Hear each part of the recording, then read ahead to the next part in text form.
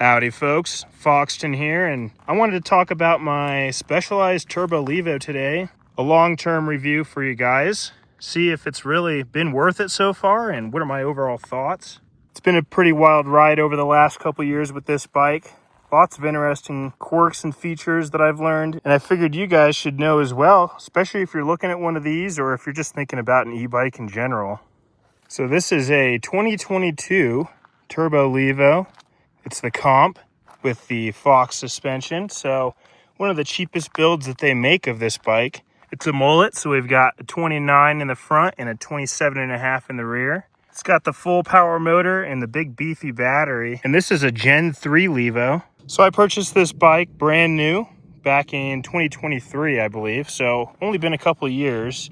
It's got around 5,000 miles on it. The battery I currently have in here is the stock battery that came with the bike, and so far I haven't really noticed much of a decrease in longevity or distance I get with the bike, so that part of the equation has held up real well so far. I definitely feel like it's a high quality battery that they have in here, and not just a bunch of cheap cells that wear out quickly. This Fox 36 Rhythm that was spec'd with this bike has been a pretty solid fork, although I've definitely ridden better, such as the Fox 38 with the fancier damper. But really, for most people, this is going to be all you need. If you just pick up the comp version, it's going to take you 90% the way there. Same thing with the rear suspension. This has been a pretty reliable Fox float. Mine doesn't have the screen up here because it's just the comp, but this display here is all I really need.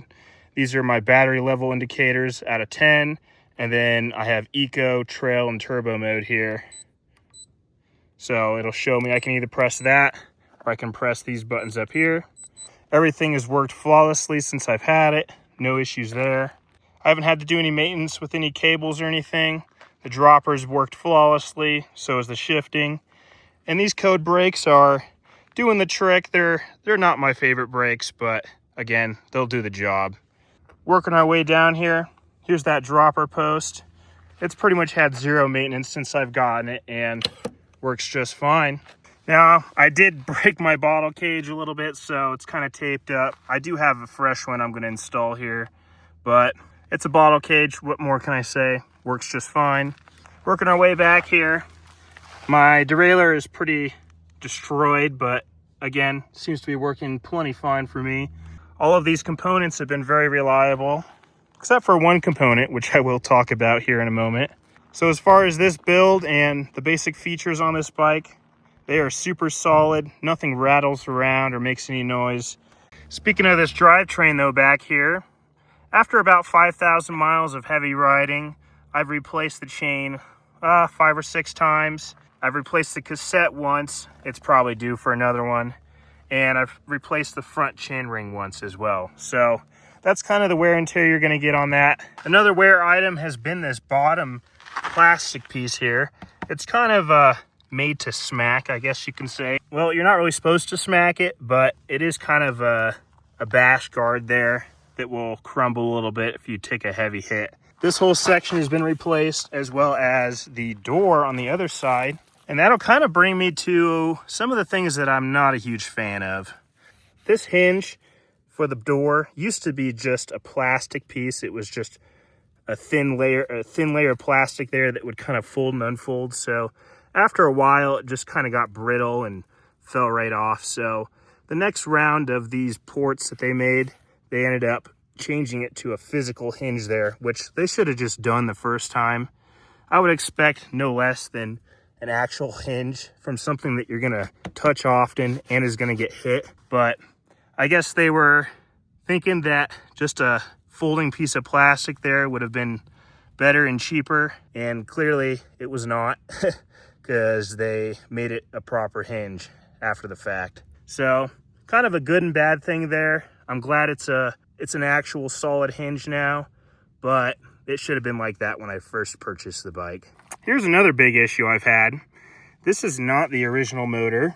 After about 2,500 miles or so, the belt in it just completely snapped, and it was mid-ride. Thankfully, I was going downhill, but it completely incapacitated the motor, and there is no repairing that Specialized will do for these. They will just replace the motor all out. And if you don't have any kind of warranty or anything, that's going to be a hefty chunk of change. So the reason why I say this is kind of a big issue is because my dad also has the same bike, and his motor went out around the same mileage. So it's almost like they're engineered to fail around that point.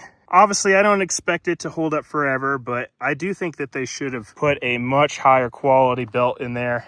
And I know the aftermarket belts are much better, so it's not like it isn't possible. In the Gen 4, which is the generation after this bike, I believe that has been one of the issues that has been fixed. So again, really just an issue on this particular generation. It's much better than previous generations as far as reliability, but you might see some issues, especially if you run in trail or turbo often after that 2,000 mile mark. So that could be something that you might want to look out for if you're going to purchase one of these used. As far as the ride quality on this bike, it's super predictable and handles really well for a 50+ pound mountain bike. I really don't have much to say about it. You can tune it a little bit more to your liking, and it does have the adjustable geometry, which is worth noting. I do have it currently in the stock position, and really it feels good in almost any of those positions, depending on what you're riding. And I don't really have any complaints in the riding department. If you're into lots of airtime and hopping around the trail, going down trails where you need to be agile, this isn't really the bike for that quite as much. It is a pretty heavy bike after all, but if you're going to plow through some chunk quickly, or if you're going higher speeds, this is a much more stable feeling bike, and really I have gotten quite used to how it handles over the years. If you guys have any other questions about this bike, I know I'm probably forgetting about some major points, but let me know in the comments. I'm happy to discuss anything that you might be curious about. I have made some other videos on this bike and other e-bikes, so look out for those. So if you're a Specialized fan, or you're looking for that classic Specialized feel and build quality, and you're in the market for an e-bike, then yes, I would say still look out for the Gen 3 Turbo Levo. It's a killer bike, but after all that rambling, I think it's time to hit the downhill, so let's send it. All right, here we go. Coming down Plymouth Trail at Deer Creek. I believe that's the one we're on right now. I don't have a whole lot of battery life, so might not be able to capture this entire downhill experience here, but try and get what I can for y'all.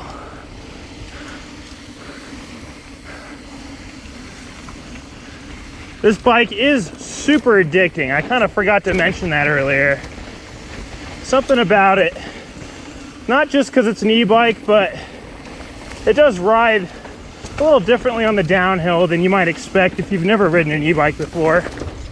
Even though it doesn't have a ton of suspension travel, it really does plow through the chunkage.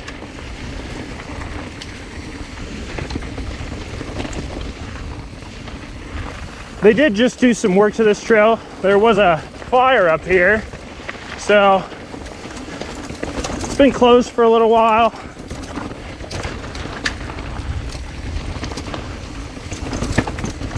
Whoa, that was a weird line.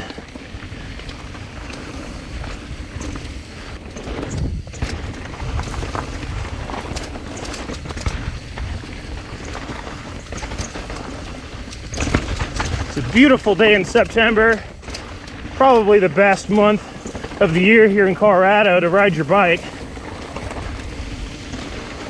Although it has been a bit rainy lately, but that means hero dirt all the way. All right. Here's one of the difficult sections. The wall, as they call it. Thankfully, they didn't get rid of this part.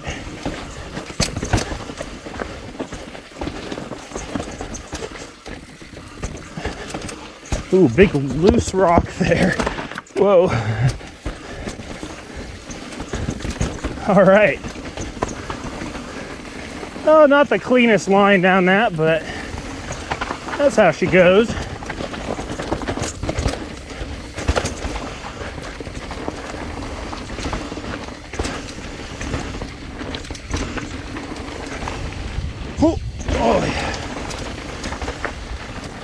A little harder to get this thing up in the air too.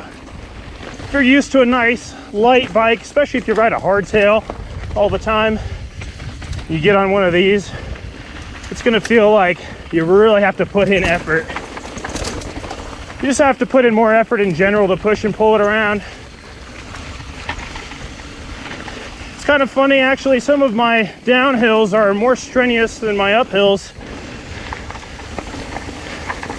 especially if you're riding in turbo all the time. And yeah, as far as battery life, I have talked about this before, but it is plenty. I'm usually done before the bike is, so don't have to worry about that. And battery life was one of my biggest kind of worries before I purchased one. And if you're looking at any of these Levos, I can tell you right now, battery is not going to be a problem. Might have to check your motor though.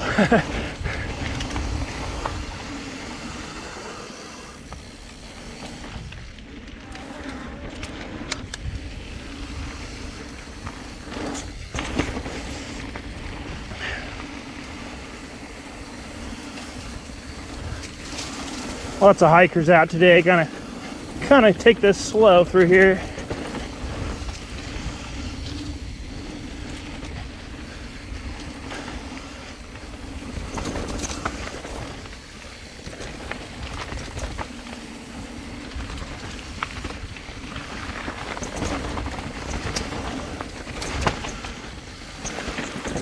Ooh. If there's any videos you guys want to see me do next, any topics you want me to cover, any local trails here on the Front Range, let me know.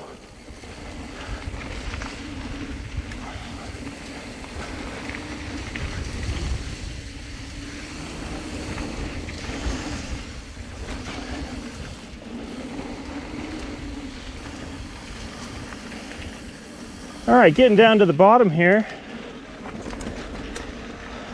Thank you guys, as always, for watching. I'm gonna do my outro now before my camera dies, but yeah, stay tuned. More videos coming out soon. Appreciate you guys as always. Hit that like button, hit that subscribe button. You know the drill.